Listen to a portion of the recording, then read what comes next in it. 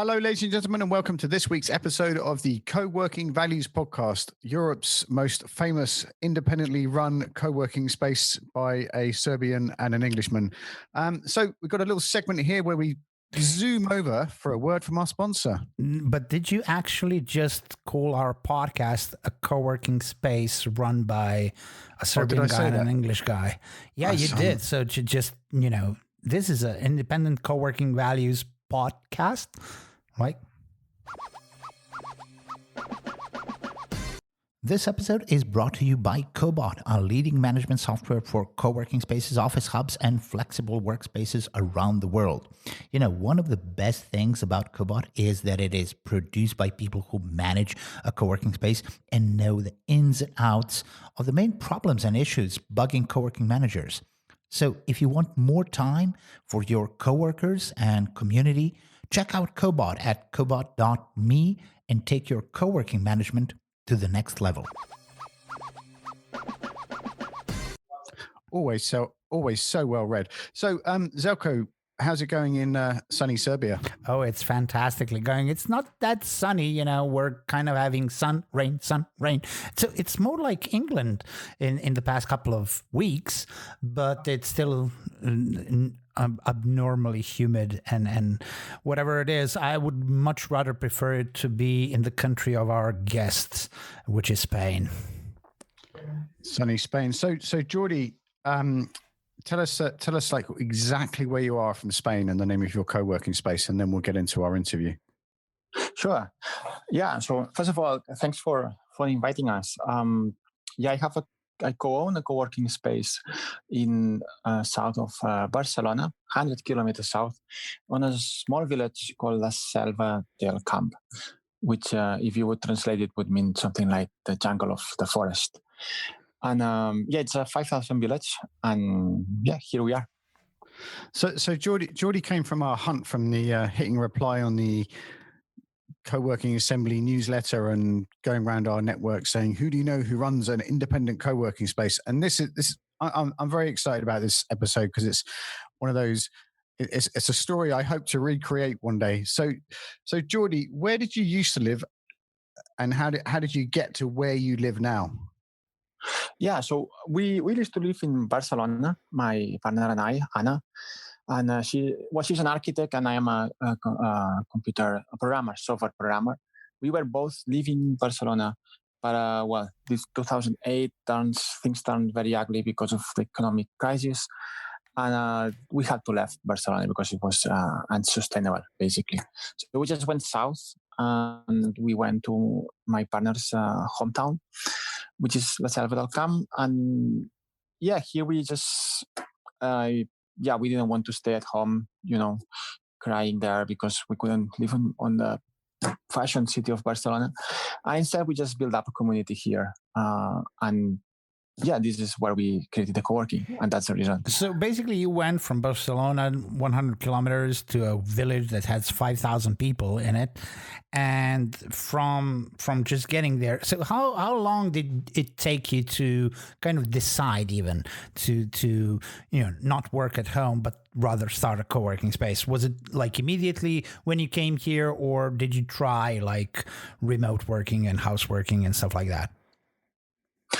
Yeah, when we were in Barcelona, we were both working on a co-working space. So it was like the cool thing to do at that moment, going with a foldable bike to a co-working space.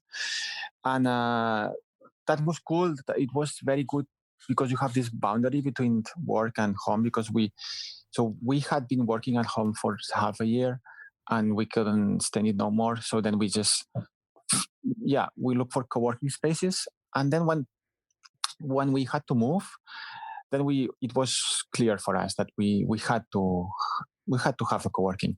Mm-hmm. But here co-working was not a thing yet, so there was no co-working spaces around, and then that's why I decided to create a co-working. But it was kind of the first day we come here, because she's an architect. She just renovated a space, a family space that their family owns, and we make a co-working, and it took, I think, 6 months to have all the renovation and everything started. So basically, it was your own space that you renovated and kind of turned into a co-working, which is basically the best thing to do if you are in a very small community and you don't know if co-working is going to actually grab hold, to actually own the space that you want to rent out as co-working. Now, that story is very familiar to me because it's a kind of very similar story to what I did in my own town in Serbia, in Subotica, back in 2013, where, I heard of co-working and there was only a co-working in a capital city, and I wanted to do that. And basically, what happened to me is I built it and nobody came for a very long time, which was very hard to sustain until we basically, generated that base user of coworkers.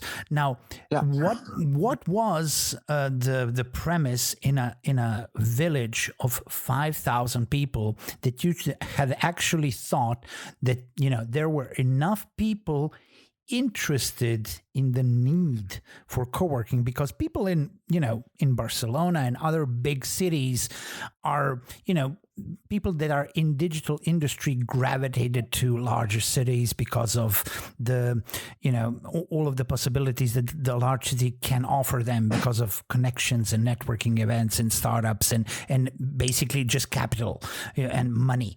But people in villages, even, 100 kilometers or 50 kilometers from the main cities can be, I'm not going to say are not because you are proving the rule, but can be very different people from those in the big city. And they may not be at all interested in the concept of co-working, not interested, but they wouldn't actually need it.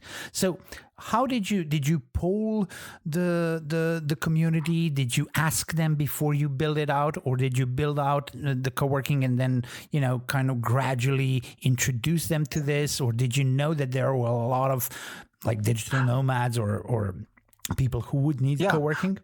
Well, I mean, all you said basically is mostly true from what happened here. I mean, here a village is much different from a city, and our initial thought was not to build up a business, but to build up a network of connections. So if you have a co-working space of I don't know, 20 or hundreds of people in Barcelona, it's a business for you.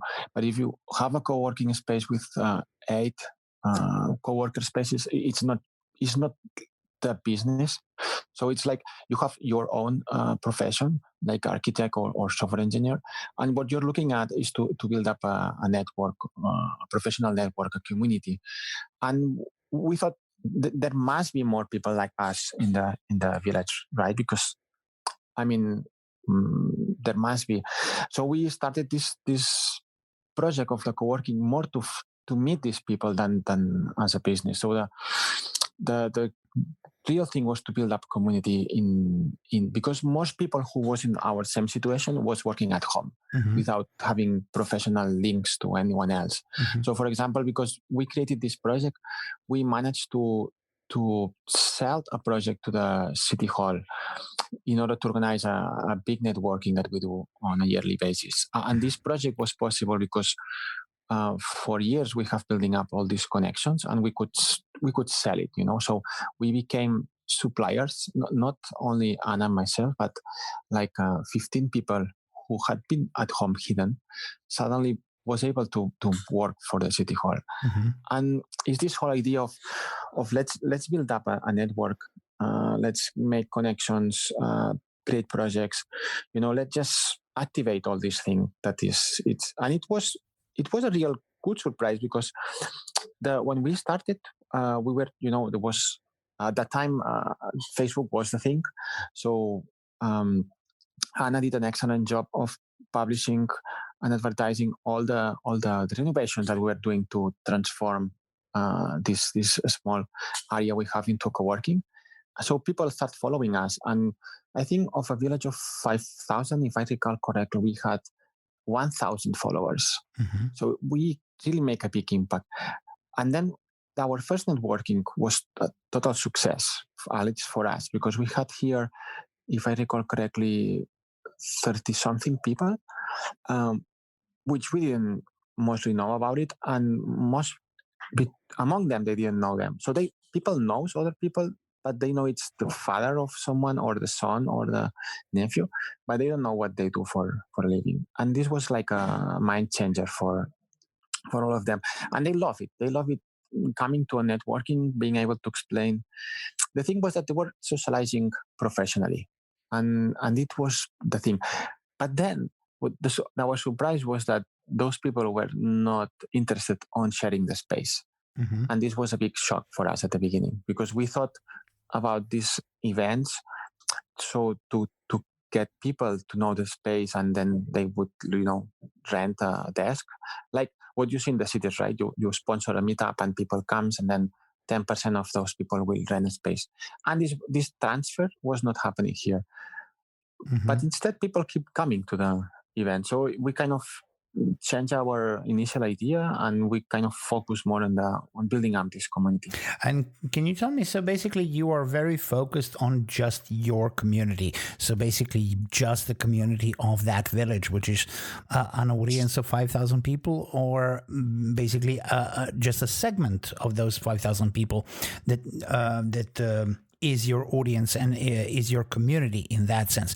Now, did you have to kind of adapt anything to suit the needs of your community? Because it's, I mean, it would be super and interesting, but it's very hard for me to believe that you, even out of 5,000 people, 30, 60 people that are in the digital space. So when we talk about co-working and networking events, we talk about those business events. We don't talk about, I run a grocery store and I want to network with a guy who does, I don't know, something on the market.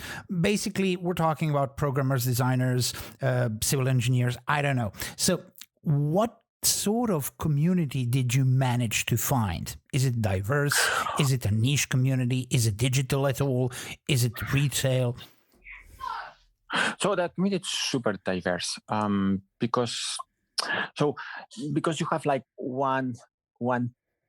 only one person with like one architect, one web designer, one programmer, because there is not a real community of software developers, or Mm-hmm. So it's very diverse, and not all of them are like so innovative, like, to say it somehow, so not so digitalized. So in Yeah. our community we also have the printer where everyone prints here, and because it's like a printer shop, I mean.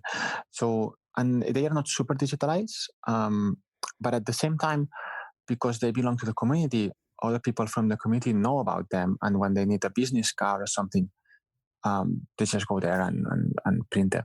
And we have people from the agriculture sector, for example, who was selling nuts, for example. And so it's not everyone, it's software engineers and architects, because you have to adapt a bit this idea of, so it's not like you want not only want innovative people or businesses, but people who is open-minded, and you can have open-minded people on all sectors, basically. Mm-hmm. And I think that was kind of the trick to get so many people, because, and what you said, we focus a lot on the local community, but it's kind of a liar thing, right? So because if we have the local community, we can organize an event, and then in this event we can invite people from other communities, and then we started creating links with other communities. So like we are part of this project called it's called Check, but if you translate it means Network of Coworkings in Tarragona. I think you have some people from La Caravana recently here. It's also part of this network. And so when we organize a networking, we also invite all the coworkings in all our province.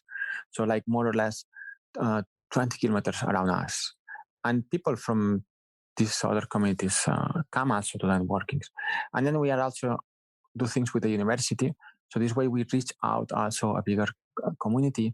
And then we are also actively doing a lot of things with what it's called the Small Business Association. Well, I'm trying to translate. And this is an association of all Catalonia. So it means Barcelona, Tarragona, Girona, and Lleida. So it's, and here it's an association where a lot of small businesses belong to. And we try to do a lot of things with them, especially networking. So the idea is that we have this local community, and then we act as a link to wider communities and help them to get to know basically communities outside the village. So it's kind of it's local, but it's also it's local and it's global. Yeah, exactly. And then everyone has their own communities because, so for example, I am software engineer, so I go to the meetups that are run on Tarragona, which is 20 kilometers from here. And then there I also build up a community I not build up, but I belong to the community there. And what we do is we make the co-working space be sponsor of those meetups, for example. So we are building all these links with, but we take advantage of all of our professions here. So like I know software engineers because I'm a software engineer, so I try to build the links. But I know very few that live here but the ones that I know that are 20 kilometers from here, they will come to our networkings. And if one of them needs a web designer, there is a web designer here in our village that belongs to our co-working space that could work with this person. Actually, these kind of things happen. So we are kind of activating all this thing in a way. So Jordi, how many people in the village? Because I live in Zone 4 of London in a place called Ilford, and people are talking about opening a co-working space here.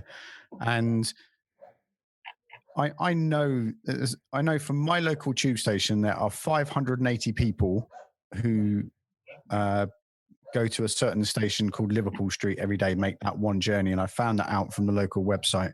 And I just know there's people around here that I've yet to meet who would, be open and to using a co-working space. And how many people did you find who were other software developers or marketers or people that did stuff online? Because I always think there's lots of people around and we just haven't met them yet. There is a lot of people around but most of them work at home, so it's kind of difficult to know them. So mostly you can find them when you go to a meetup or stuff like that. So if, for example, the software developers, there is a lot in Tarragona, for example, which is this city which is 20 kilometers from here. But if you look at our village, here I know 3 people who works online as a software architect, software developer. But then when you start talking to people, you met a lot of people that does things online. So, but they don't realize they are remote workers because maybe they are freelancers that they have a customer in Barcelona and they mostly communicate via internet. But then once in a while, they will just, visit them. And here on our co-working space, almost everyone does all the communication through internet because we have 1,000 megabits. So we have a very, very, very good connection here. It's even much better than what you can find in the city. And because of this, people is just, doing Hangouts or Teams, sending their all the projects they have, even if they are like 100 megabytes, they just send it to their customers or to the colleagues they are doing the partners, or something. So there is a lot of people who's maybe they don't consider themselves like remotes because they are freelancers and they have customers outside. So, but a lot of people does this. So I've got 2 more questions. One is there, and you might not have an answer for this, but is there anything you learned in 2008 when you had to change your life and open a co-working space that you're putting to use now? Because I see a lot of similarities between the economy crashing in 2008 and what is going on in the world right now. Is there anything you can offer there? Yeah, it's so it's like a different, because the crisis is for a different reason, but there are some things that for example, we during these last few months we have 3 people asking to join the co-working space. So we have 6 places, right? So having 3 people ask means like 50% of new people, and at the end only one person was really interested. But we haven't seen this interest before the COVID, and I think it's because what we can offer here, and that's very special because it's a small place. You can offer a safe place to work. So it's because it's at the end of the day, it's 6 people you will meet. So it's not like you go into a co-working space with hundreds of people. So it's only 6. We have put all these measures. So we used to be 8, but now there's only 6 places. So we have all the space that you require, more than 2 meters between every person and all that. And this is important because people has been at home for a long time now, and they want a place to work, but they want a place that is safe. And at the same time, some people have their work at Barcelona, which is a city, and all these problems are bigger because it's crowded, And these people, though, maybe they have their parents here, so they come here and then they try to convince the companies in Barcelona if they can just work remotely most of the time because they feel safer on a village. And I think that's, if you feel safer and you have the internet, as we have, then I think it's a lot to offer from a small co-workings. Yeah, I'm secretly hoping, as listeners will know, that everyone will move out of big cities and open local co-working spaces. So last question, Jordi, what would you say to people that want to start a local co-working space at the moment? Because that conversation is more alive than ever, and I know there's people that need a little bit of advice from someone who's done it before. Yeah, what I would advise them is to just do it. Just do it, and then you'll see, because you try to foresee a lot of things, and until you start doing it, you don't really, really met the obstacles.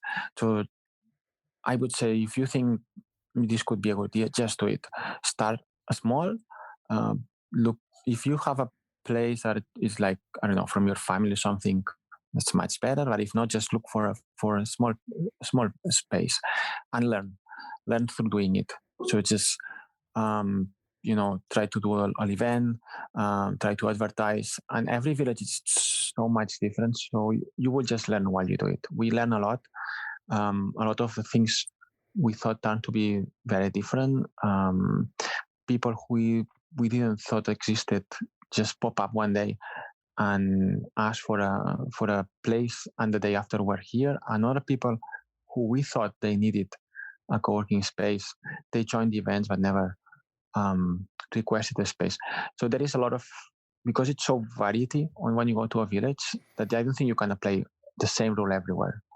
But at the same time, in a village, the risk is much lower because you don't need a big space, the rents are lower. So yeah, just do it and learn by doing it. That would be my advice.